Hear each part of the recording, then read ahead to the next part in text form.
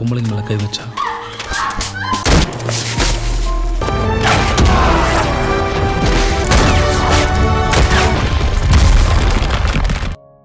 दोस्तों, ये मूवी कमजोर दिल वालों के लिए बिल्कुल नहीं है, क्योंकि अगर आपने इसे एक बार देख लिया तो कई रातों के लिए आपकी नींद उड़ जाएगी। ये मूवी ब्रूटलनेस से भरी पड़ी है और जैसे ही फिल्म शुरू होती है आपका दिमाग कहेगा फिल्म में आगे और भी बहुत कुछ गलत होने वाला है, मत देखो। लेकिन तब तक आपको इंटरेस्ट आने लगेगा, क्योंकि स्क्रीन पे जो दिख रहा है वो इतना डिस्टर्बिंग और डरावना है कि एक आंख बंद करके ही सही, लेकिन आप कुछ भी मिस नहीं करना चाहोगे। आप फिल्म के साथ इतना ज्यादा कनेक्ट कर जाओगे कि स्क्रीन पे जो चल रहा है उसको बदलने की कोशिश करने लगोगे।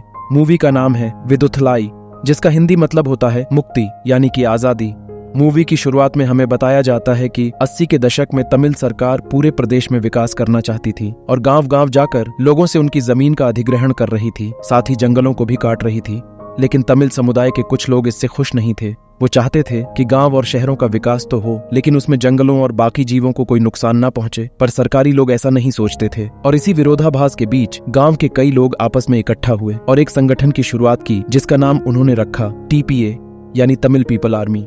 उस वक्त TPA में कई गांव और शहरों के लोग भी मौजूद थे जो आए दिन पुलिस से मुठभेड़ करते रहते थे। TPA के लोग हमेशा सरकार के खिलाफ रहते थे और उसके हर फैसले का विरोध करते थे।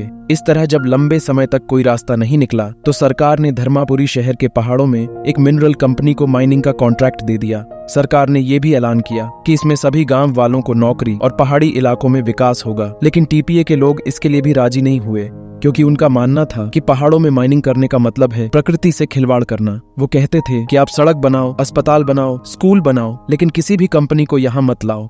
ये सब काफी सालों तक ऐसे ही चलता रहा और धीरे धीरे पहले से मौजूद सारी कंपनियां भी TPA के डर से प्रदेश को छोड़कर भागने लगी, क्योंकि TPA के लोग आए दिन कंपनियों के लोगों से हाथापाई करते और उनको वहां से जाने की धमकी देते। इस दौरान पुलिस और TPA के बीच कई बार गोलाबारी भी हुई, जिसमें कभी पुलिस के लोग मारे जाते तो कभी तमिल पीपल आर्मी के। लिहाजा सरकार ने TPA से निपटने के लिए एक स्पेशल टास्क फोर्स आई कंपनी की शुरुआत की, जिसका मुख्य काम था TPA की एक्टिविटीज को रोकना और गांव वालों को सरकार के पक्ष में करना। पर दिन बीतते गए और पुलिस TPA को पूरी तरह से काबू नहीं कर पाई, इसलिए वो आए दिन गांव वालों को ही बेरहमी से मारते पीटते और उनसे TPA के लीडर का पता पूछते, जिसका नाम था पेरुमॉल।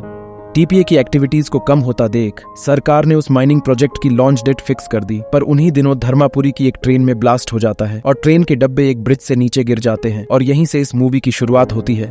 ब्लास्ट इतना तेज हुआ था कि कई लोगों के हाथ और पैर उनके शरीर से अलग हो गए थे। कई लोगों के परिवार वाले on the spot he dead हो गए तो कुछ अकेले ही दर्द में तड़प रहे थे। डायरेक्टर ने इस सीन को इतने बेहतरीन तरीके से फिल्माया है कि आपको लगेगा जैसे आप वहीं हैं और ये सब आपकी आंखों के सामने हो रहा है। फिल्म में यह सीन बिना किसी कट के पूरे 7 से 8 मिनट तक चलता है, जिसका मेकिंग वीडियो आप YouTube पर भी देख सकते हैं। ब्लास्ट के बाद घायलों को देखने वहां के मिनिस्टर आते हैं। लोग उनको देखकर मदद की गुहार लगाते हैं, लेकिन इतने सारे लोगों को ऐसे हालात में देखकर मिनिस्टर का दिमाग भी चकरा जाता है। अगले दिन इसी ब्लास्ट की खबर अखबार में छपती है, जिसमें इसका जिम्मेदार TPA के लीडर को ही बताया जाता है, जिसे आज तक किसी ने नहीं देखा। चीफ सेक्रेटरी एक प्रेस कॉन्फ्रेंस करते हैं और मीडिया से कहते हैं कि यह मामला बेहद सेंसिटिव है, इसलिए आप लोग बहुत सोच समझकर इसके बारे में लिखे। चीफ ऐसा इसलिए कहता है क्योंकि मीडिया का एक तबका TPA की मांग को जायज करार करता था और दूसरा तबका उनके खिलाफ लिखता था। और चीफ कॉन्फ्रेंस में कहता है कि हम TPA के लीडर पेरुमाल को जिंदा या मुर्दा पकड़कर ही रहेंगे। इसके बाद सीन शिफ्ट होता है एक बस में, जिसमें एक कुमार नाम के आदमी को दिखाया जाता है। कुमार पुलिस स्टेशन जा रहा था क्योंकि उसका सिलेक्शन पुलिस की उसी स्पेशल टास्क फोर्स में हुआ था जो TPA की रोकथाम के लिए बनाई गई थी। लेकिन जिस बस में वो जा रहा था उसको अचानक से कुछ पुलिस वाले रुकवा लेते हैं कि तभी दो लोग बस से निकलकर भागने लगते हैं। तो उनका पीछा करते हुए पुलिस एक को गोली मार देती है और दूसरे बूढ़े आदमी को गिरफ्तार कर लेती है। बाद में हमें पता चलता है कि वो लोग TPA के आदमी थे जो भारी मात्रा में गोला बारूद ले जा रहे थे। और अब पहले ही दिन खून खराबा देखकर कुमार थोड़ा अनकंफर्टेबल हो जाता है और अपनी ड्यूटी ज्वाइन करता है। यहाँ हम देखते हैं उस यूनिट के लीडर राघवेंद्र को, जो बाकी हवलदारों को डांट रहा होता है। वो उनको बोलता है कि तुमने उसको गोली क्यों मारी? अगर उसे गिरफ्तार कर लेते तो कुछ न कुछ सबूत हाथ लग जाते। ये बूढ़ा आदमी हमारे किसी काम का नहीं है। अब अगले दिन एक हवलदार कुमार को लेकर उन सभी चेक पोस्ट का रास्ता दिखाता है, जहां उसे रोज जाकर खाना पहुंचाना था, क्योंकि कुमार को इस यूनिट में ड्राइवर का काम दिया गया था। इस तरह कुमार का काम दिन में सभी चेक पोस्ट पर खाना पहुंचाना और रात को टावर पर खड़े होकर ड्यूटी देना था। अगले दिन से कुमार अपने काम में लग जाता है, लेकिन तभी वो रास्ते में एक परिवार को देखता है जिसमें एक बूढ़ी औरत भालू के हमले से घायल हो चुकी थी और इसलिए सभी मिलकर उसको बड़ी मुश्किल से हॉस्पिटल ले जा रहे थे। कुमार देखता है कि अगर उसको हॉस्पिटल समय पर नहीं पहुंचाया तो कुछ भी हो सकता है, इसलिए वो खाने के डिब्बों को उस औरत के परिवार को देकर कहता है कि तुम इसे अगले चेक पोस्ट पर पहुंचा देना, मैं इनको लेकर हॉस्पिटल जाता हूँ। रास्ते में दूसरे चेक पोस्ट पर एक सिपाही कहता है कि ऑफिसर का आदेश है कि तुम इस महिला को यहीं छोड़ दो और खाना लेकर अपने काम पर लौट जाओ, लेकिन वह ऑफिसर के आदेश को नजरअंदाज करते हुए हॉस्पिटल में उस औरत का इलाज करवाता है और जैसे ही वापस अपनी ड्यूटी पर आता है तो उसका ऑफिसर राघवेंद्र उसको देखकर एक थप्पड़ जड़ देता है और कहता है कि अगर खाने में किसी गांव वाले ने जहर मिला दिया होता तो उसका जिम्मेदार कौन होता। कुमार कहता है कि सर, वो औरत अगर हॉस्पिटल नहीं जाती तो मर जाती, इसलिए मैंने उसकी मदद की। वो कोई संदिग्ध लोग नहीं थे बल्कि गांव के आम लोग थे। उसकी बात सुन राघवेंद्र का गुस्सा 7वें आसमान पर होता है और ऑर्डर न फॉलो करने के लिए कुमार को घंटों तक परेड की सजा देता है और जब सजा पूरी हो जाती है तो उससे माफी मांगने के लिए कहता है, लेकिन कुमार कहता है कि सर, मैंने कुछ भी गलत नहीं किया तो मैं माफी क्यों मांगू। इस बात पर राघवेंद्र और भड़क जाता है और वो कुमार से सभी टॉयलेट्स को साफ करने के लिए कहता है। उधर डीआईजी एक मीटिंग बुलाता है और राघवेंद्र से कहता है कि पेरूमाल को दुर्गम जंगल के आसपास देखा गया है, इसलिए तुम अपनी चेकिंग बढ़ा दो। उसी रात जब कुमार खाना देकर वापस लौट रहा होता है तो उसे रास्ते में कुछ लोग मिलते हैं। वो उनसे सवाल करने लगता है तो वो लोग बताते हैं कि कल बहन की सगाई है और वो दूर से सफर करते हुए यहाँ तक आए हैं, इसलिए इतनी रात हो गई। कुमार को उन पर शक नहीं होता, इसलिए वो उन्हें अपनी गाड़ी में गांव तक छोड़ देता है, जबकि वो लोग असल में टीपीए के ही लोग होते हैं और पेरूमल भी उनमें शामिल होता है। कुछ दिन बाद वो औरत कुमार को अपने घर बुलाती है। वो कुमार को उसकी मदद करने के लिए शुक्रिया करती है और उसे बताती है कि आज उसकी पोती तमिला राशि की सगाई है, इसलिए वो चाहती है कि आज के मौके पर कुमार वहां मौजूद हो और कुमार खुशी खुशी वहां रुक जाता है। अगले दिन जब कुमार बाजार में होता है तो वो राशि को देखता है और उसकी दादी की तबीयत के बारे में पूछता है और बातों ही बातों में उसकी सगाई के बारे में पूछता है। राशि उसको बताती है कि वो शादी नहीं करना चाहती, लेकिन दादी की तबीयत खराब होने की वजह से उसने सगाई के लिए हाँ बोल दिया, पर दादी ने तो शादी की डेट ही फिक्स कर दी। मेरे अलावा मेरी दादी का ख्याल रखने वाला कोई नहीं, अगर मैं चली गई तो वो ज्यादा दिन जी नहीं पाएगी। ये कहकर राशि वहां से चली जाती है। कुमार उस दिन अपने सीनियर से मिलता है और कहता है कि सर, मुझे शूटिंग करना अच्छे से आता है, इसलिए आप मुझे कोर टीम में शामिल कर लें, लेकिन उसका सीनियर उसको नहीं सुनता और उसको वही खाना और टावर वाला काम करने को कहता है। ये बात जब राघवेंद्र को पता चलती है तो वो फिर से कुमार को अपने पास बुलाकर माफी मांगने के लिए कहता है, लेकिन इस बार भी कुमार माफी नहीं मांगता और अपने दूसरे सीनियर ऑफिसर के पास जाकर कहता है कि सर, मैंने उस दिन गांव वालों की मदद ही तो की थी, इसमें गलत क्या है। उस ऑफिसर का नाम चंद्रन होता है। वो कुमार को समझाता है कि बड़े ऑफिसर से बहस करने का कोई फायदा नहीं, ये लोग तुम्हें सस्पेंड कर दें, इससे तो अच्छा है कि तुम माफीनामा लिख कर दे दो। लाओ, मैं लिख देता हूँ। अब कुमार उस माफीनामे को लेकर राघवेंद्र के पास जाने लगता है, लेकिन तभी उसका ज़मीर उसको ऐसा करने से रोक लेता है, इसलिए वो उसको वहीं फाड़ देता है।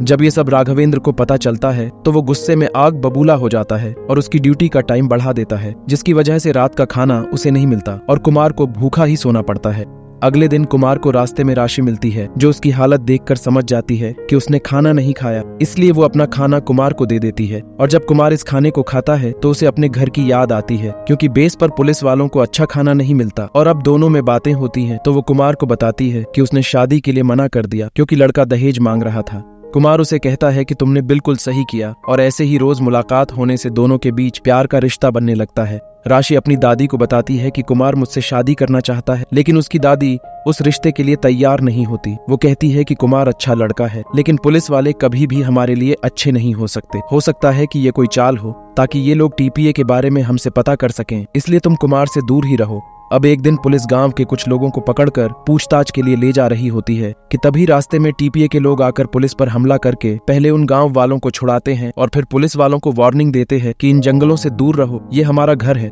और ये बात सरकार तक भी पहुंचा दो। और इसी हाथापाई के बीच पुलिस के एक जवान की मौत हो जाती है। अगले दिन राघवेंद्र गुस्से में गांव के चप्पे चप्पे को निशाना बनाकर टीपीए और पेरूमल को ढूंढता है, लेकिन उसको कुछ नहीं मिलता। वहीं एक लड़की जब पुलिस वालों की मत से डरकर भाग रही होती है तो एक पुलिस वाला उस पर गोली चला देता है, जिससे वो लड़की घायल हो जाती है। कुमार देखता है कि वो लड़की निर्दोष है, इसलिए वो राघवेंद्र से कहता है कि सर, इसको हॉस्पिटल ले चलते हैं, ये अभी जिंदा है। कि इतने में उस लड़की की माँ आकर राघवेंद्र को उल्टा सीधा बोलने लगती है तो एक पुलिस वाला उसको भी पीटने लगता है। अब उस लड़की की मौत का पता न चले इसलिए पुलिस वाले उसे वही जंगल में जला देते हैं। पर कहते हैं ना, सच छिपाए नहीं छुपता, और ये खबर मीडिया और चीफ सेक्रेटरी तक पहुंच जाती है। मीडिया और विपक्षी पार्टी का दबाव देख देखते हुए वह राघवेंद्र पर एक इंक्वायरी बैठाता है और एक अव्वल दर्जे के ऑफिसर को उस इलाके में भेजने की तैयारी करता है जिसका नाम होता है सुनील।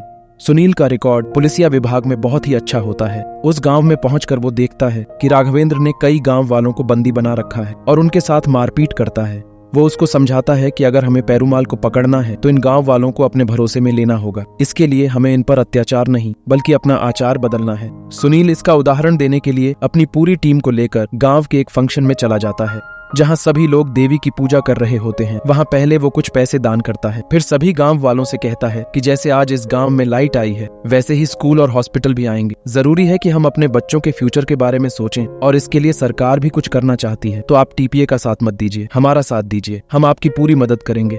अगले दिन कुमार किसी काम से बाजार जाता है जहां उसे वही लोग मिलते हैं जो उसे उस रात को मिले थे। उनसे पूछताछ के सिलसिले में बात करने की कोशिश करता है लेकिन वो उसको पहचानने से इनकार कर देते हैं। वो देखता है कि उसमें वो आदमी भी है जो उस रात को अपने मुंह पर कपड़ा डाले हुए था। वो हैरान हो जाता है कि ये आदमी मुझे पहचानने से मना क्यों कर रहे हैं और उसे लगता है कि शायद लोगों के अंदर टीपीए का भारी खौफ है, इसलिए वो वहां से चला जाता है। वही सुनील कुछ गाँव वालों को पकड़कर टॉर्चर करता है ताकि वो सच बोल दे और इसी बीच एक बूढ़ा आदमी उन्हें पेरूमाल का हुलिया बताता है और उसका स्केच बनवाता है। तभी कुमार वहां पहुंचता है और देखता है कि ये स्केच वाला आदमी तो उन्हीं लोगों में से एक है जिन लोगों से वो अभी मिलकर आ रहा है। वो समझ जाता है कि वो लोग टीपीए के ही आदमी थे और पेरूमाल भी वहां मौजूद था।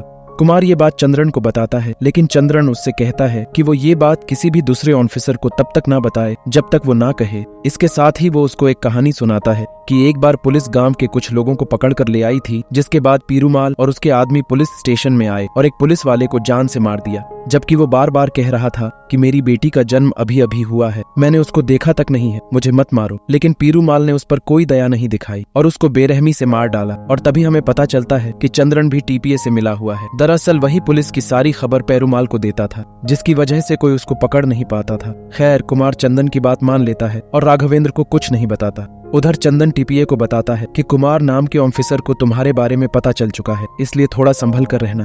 वो चाय पिलाने के बहाने कुमार को बाहर ले आता है जहां टीपीए का आदमी उसकी शक्ल को पहचान लेता है ताकि जब भी पेरूमाल को उस पर एक्शन लेना हो तो उसको पहचान सके। लेकिन जब पेरूमाल के लोग कुमार को मारने के बारे में सोचते हैं तो उन्हें लगता है कि ये तो बस एक मामूली सा ड्राइवर है, अगर हम इसे मार भी देंगे तो सरकार पर इसका कोई असर नहीं पड़ेगा, लेकिन अगर हम इनके बड़े ऑफिसर को मार देंगे तो सरकार पुलिस को यहाँ से हटा लेगी। इसलिए वो कुमार की जगह सुनील को मारने का प्लान बनाते हैं और सुनील के राउंड के दौरान वो पहाड़ के ऊपर से एक बड़ा सा पत्थर उसके ऊपर धकेल देते हैं, पर सुनील उससे बच जाता है, लेकिन उसकी गाड़ी वहां पर जाती है। तभी कुमार वहां से खाना लेकर जा रहा होता है, जो कहता है कि सर मैं इस गाड़ी को निकाल सकता हूँ, और वो ठीक वैसा ही करता है जिसके लिए सुनील उसकी तारीफ भी करता है। अब सुनील एक प्लान बनाता है, वो अपने कुछ लोगों को गांव वालों जैसे कपड़े पहनाता है और मीडिया में ये खबर निकलवा देता है कि ये लोग टीपीए से जुड़े हुए हैं, लेकिन हम इन पर मुकदमा नहीं चलाएंगे, हम इन्हें रिटेंशन सेंटर भेज रहे हैं ताकि ये इंडिपेंडेंट रहकर नौकरी कर सकें। असल में सुनील पुलिस की छवि को सुधारने की कोशिश करता है ताकि गाँव वालों का भरोसा जीत सके। कुमार को लगता है कि यही सही मौका है कि वह पेरूमाल का पता अपने सीनियर को बता दें और वह राघवेंद्र के पास जाता है। लेकिन राघवेंद्र कुमार से अब तक नाराज है क्योंकि उसने उसका आदेश नहीं माना था और अब तक माफी भी नहीं मांगी, इसलिए वह उसकी बात सुने बिना ही वहां से भगा देता है। तो चंद्रन उसको समझाता है कि जब मैंने तुमसे बोल रखा है कि मेरे बोलने से पहले तुम किसी से कुछ नहीं कहोगे, तो क्यों अपनी जान और नौकरी खतरे में डाल रहे हो? लेकिन फिर भी तुम्हें मरने का शौक है तो जाओ। कुमार उसकी बात मान लेता है और वीट करने का फैसला करता है। दूसरी तरफ मीडिया में राघवेंद्र पर बेकसूर औरत की जान लेने पर इंक्वायरी की खबरें लगातार आ रही होती है और इंक्वायरी के लिए एक ऑफिसर वहां आता है जो एक एक करके सभी सिपाहियों का बयान लेता है, जिसमें कुमार और एक ऑफिसर सच बता देते हैं कि कैसे राघवेंद्र ने लड़की को मारकर उसे जंगलों के बीच जला दिया था। वहीं दूसरे दिन राशि और कुमार की मुलाकात होती है। राशि उसे बताती है कि आज मेरे पिता के डेथ एनिवर्सरी है। 13 साल पहले जब मैं छोटी थी तो मेरे पिता घर का राशन लेकर आ रहे थे, लेकिन पुलिस वालों ने चेक पोस्ट पर बेवजह उन्हें पकड़ लिया और मेरी माँ उनके पीछे पुलिस स्टेशन गई। लेकिन अगले 3 दिनों तक दोनों का कुछ पता नहीं चला। उसी वक्त तमिल पीपुल्स आर्मी नए गांव में एक मेडिकल कैंप लगा रखा था। मेरे अंकल ने वहां जाकर पेरूमाल को सारी बात बताई, जिसके बाद वो अपने आदमियों के साथ वहां गया और उसने देखा कि मेरे पिता को पुलिस वालों ने पीट पीट कर मार दिया है और मेरी माँ वहां बिना कपड़ों के जमीन पर पड़ी है, जिसको पुलिस वालों ने बहुत मारा था। पीरूमाल ने पहले अपनी शर्ट से मेरी माँ के बदन को ढका तो उसने उस पुलिस वाले की तरफ इशारा किया जिसने वो सब किया था। पेरूमाल ने पहले उस पुलिस वाले का हाथ काटा क्योंकि उसने मेरी माँ को उसी हाथ से मारा था, और फिर मेरे पिता को मारने की वजह से उसको भी जान से मार डाला, जबकि वो बार बार कह रहा था कि मैं अभी अभी बाप बना हूँ, मुझे छोड़ दो। कुमार उसकी सारी बातें ध्यान से सुन रहा था। वो समझ चुका था कि चंद्रन ने उसे आधी बात बताई थी। वो अब बेहद गंभीर मुद्रा में वापस पुलिस स्टेशन चला आया। पूरे रास्ते उसका दिमाग यही सोच रहा था कि पेरुमाल सही आदमी है या नहीं। वह कई दिनों इसी कशमकश में डूबा रहा। फिर एक रात जब कुमार पहरा दे रहा था, तब उसे एक लड़की बिना कपड़ों के जख्मी हालत में पुलिस स्टेशन से बाहर भागते हुए देखा। वो उसको रोकता है तो वो कहती है, पुलिस वाले ने मेरे एक बच्चे को मार दिया और मेरा दूसरा बच्चा मेरे घर पर दूध के लिए तड़प रहा है, मुझे जाने दो। कुमार कुछ समझ पाता उससे पहले ही दूसरा पुलिस वाला उसके सर पर गोली मार देता है और बाकी पुलिस वाले उस लड़की और एक बुढ़े को लेकर कहीं और चले जाते हैं। यह घटना उसे अंदर से झकझोर देती है और वह बीमार पड़ जाता है। अगले दिन अखबार में राघवेंद्र की फोटो छपती है कि राघवेंद्र ने अपनी टीम के साथ 2 आतंकवादियों को मार गिराया, जिससे कुमार समझ जाता है कि यह सब राघवेंद्र का पब्लिसिटी स्टंट है, क्योंकि कुछ दिनों बाद गांव में एक मिनिस्टर आने वाला है। जब गांव में मिनिस्टर आता है तो कुमार भी सिक्योरिटी के लिए उसकी ड्यूटी पर होता है। वही उसे राशि मिलती है और वह उससे माफी मांगते हुए कहता है कि मैं पुलिस वाला होकर भी कुछ नहीं कर पा रहा, लेकिन मैं तुम्हारा साथ कभी नहीं छोड़ूंगा। अब राघवेंद्र इंक्वायरी खत्म करवाने की रिक्वेस्ट लेकर डीजीपी के पास जाता है। डीजीपी बताता है कि इंक्वायरी के दौरान कुमार और एक ऑफिसर ने तुम्हारे खिलाफ बयान दिया है और जल्द ही दूसरी इंक्वायरी की जाएगी। उससे पहले तुम क्या कर सकते हो देख लो। इसलिए राघवेंद्र कुमार और उस ऑफिसर को रास्ते से हटाने का प्लान करता है और टावर ड्यूटी पर अपने एक आदमी को तैनात करवाता है ताकि वह नशे में धुत होकर दूसरे टावर पर मौजूद कुमार को गोली मार दे। जहां कुमार गोली से मारा जाएगा तो ऑफिसर सस्पेंशन से कि एक नशे में धुत जवान को उसने टावर ड्यूटी पर कैसे भेज दिया, क्योंकि टावर ड्यूटी का इंचार्ज वही ऑफिसर है। जब राघवेंद्र का आदमी दूसरे टावर पर गोली दागता है तो पता चलता है कि आज टावर पर कुमार की ड्यूटी तो थी ही नहीं, क्योंकि वह पिछले 7 दिनों से लगातार टावर ड्यूटी पर था। अब उस ऑफिसर को तो सस्पेंड कर दिया जाता है, लेकिन कुमार अब भी राघवेंद्र के लिए खतरा बन सकता था। अगले दिन वो तारीख होती है जब उस माइनिंग के प्रोजेक्ट का उद्घाटन होता है, इसलिए वहाँ काम शुरू हो जाता है। वहाँ पुलिस को सुरक्षा के लिए तैनात किया गया था। राघवेंद्र को पता था कि टीपीए के लोग हमला जरूर करेंगे, इसलिए वह अपने आदमी को इशारा करता है कि वह मौका मिलते ही कुमार को मार दे, लेकिन उसका कोई भी फायदा नहीं होता, क्योंकि टीपीए के लोग वहां आकर पुलिस को घेर लेते हैं और कहते हैं कि हमारे जंगलों को हमसे कोई नहीं छीन सकता, और एक जबरदस्त बम ब्लास्ट कर देते हैं जिसमें 4 पुलिस वाले ऑन दी स्पॉट मारे जाते हैं। अब जैसे ही ये बात सीनियर ऑफिसर सुनील को पता चलती है तो उसका पेशेंस खत्म हो जाता है और वो सभी से कहता है कि तुम्हें जिस पर भी शक हो उसको पकड़ कर ले आओ, और अगर वो ना आए तो उसे वहीं गोली मार दो। और पुलिस वाले ठीक ऐसा ही करने लगते हैं। वो एक एक करके सभी गांव वालों पर हमला कर देते हैं। तभी एक पुलिस वाला सुनील से कहता है, सर, टीपीए के लोगों की कुछ फैमिली गाँव में ही रहती है, इसलिए हमें उन पर भी कार्यवाही करनी चाहिए। सुनील फौरन उनको पकड़ने का आदेश देता है और ये खबर चंद्रन टीपीए तक पहले ही पहुंचा देता है। उसी रात गाँव के हालात को देखते हुए राशि अपनी दादी के साथ दूसरे गांव के लिए निकल रही होती है, लेकिन उसकी दादी के पास पैसे नहीं होते, इसलिए वो अपनी सहेली से पैसे लेने जाती है जिसको उसने उधार दिए थे। वो राशि से कहती है कि मैं अब भी आती हूँ, तुम यहीं रहना, लेकिन काफी देर होने तक उसकी दादी वापस नहीं आती और अगले दिन राशि को सड़क पर उसकी लाश मिलती है। देखने से पता चलता है कि पुलिस ने ही उसकी दादी के कपड़े उतारकर उनकी पिटाई की और जान से मार डाला। कुमार को जब ये पता चलता है तो वो गांव में जाकर अफसोस करने लगता है, लेकिन लोग उसको भी काफी कुछ बोलते हैं क्योंकि वो भी एक पुलिस वाला था। दूसरी तरफ पुलिस वाले अब सुनील के कहने पर सभी गांव वालों को गिरफ्तार करने लगते हैं। इस वजह से कई औरतें अपने नन्हे बच्चों को घर पर अकेला ही छोड़कर पुलिस वालों के साथ चली आती है ताकि उनके बच्चे सुरक्षित रहें। उन औरतों में राशि भी होती है जिसको कुमार देख लेता है। वो फौरन चंद्रन के पास जाकर मदद मांगता है और कहता है कि वो लड़की निर्दोष है, वो उसे पर्सनली जानता है, इसलिए वो उसको छुड़वा दें। चंद्रन ऐसा करने से मना कर देता है, जिसके बाद कुमार कहता है तो फिर मैं खुद ही जाकर सभी को पेरुमाल का पता बता देता हूँ, जिस पर चंद्रन उसे ऐसा करने से मना करता है। उधर राघवेंद्र औरतों और आदमियों को अलग अलग सेल में रखता है और उनसे पूछताछ करने लगता है, लेकिन जब उसे कोई भी गांव वाला कुछ नहीं बताता तो वो सभी औरतों के कपड़े उतरवाता है और उनके मंगलसूत्र को भी छीनवा लेता है। ये सब देखकर कुमार राघवेंद्र को रुकने के लिए कहता है, लेकिन वो उसकी एक नहीं सुनता। इसके बाद कुमार फौरन भागकर सुनील सर के पास आता है और उनको सब कुछ बता देता है। वो कहता है कि सर, मुझे पेरुमाल का पता मालूम है, लेकिन आप उस निर्दोष लड़की को बचा लीजिए। सुनील फौरन अपनी फोर्स को कुमार के साथ उस पते पर भेज देता है जहाँ पर कुमार ने पेरुमाल को देखा था। अब यहाँ तमिल पीपल आर्मी और पुलिस वालों के बीच काफी देर तक गोलीबारी होती है, जिसमें 2 तरफ के लोग मारे जाते हैं। इस बीच कुमार पेरुमाल को पकड़ लेता है और कहता है कि मुझे मालूम है कि तुम गलत नहीं हो, लेकिन तुम्हारी वजह से पुलिस गांव के निर्दोष लोगों को मार रही है, इसलिए तुम सरेंडर कर दो, तुम्हारी सजा कम हो जाएगी। लेकिन पेरुमाल उसकी नहीं मानता और वहाँ से भागने लगता है। इसके बाद कुमार जब टीपीए के आदमियों को भागते हुए देखता है तो उनके पैरों पर निशाना लगाकर उन्हें घायल कर देता है। यहाँ हमें पता चलता है कि उसका निशाना वाकई में अचूक है, जैसा उसने शुरू में अपने सीनियर को बताया था। अब एक तरफ राशि गांव की औरतों को बचाने के लिए आगे आती है तो वहीं दूसरी तरफ कुमार पेरुमाल को पकड़ लेता है। और यही होता है इस पिक्चर के पहले पार्ट का द एंड।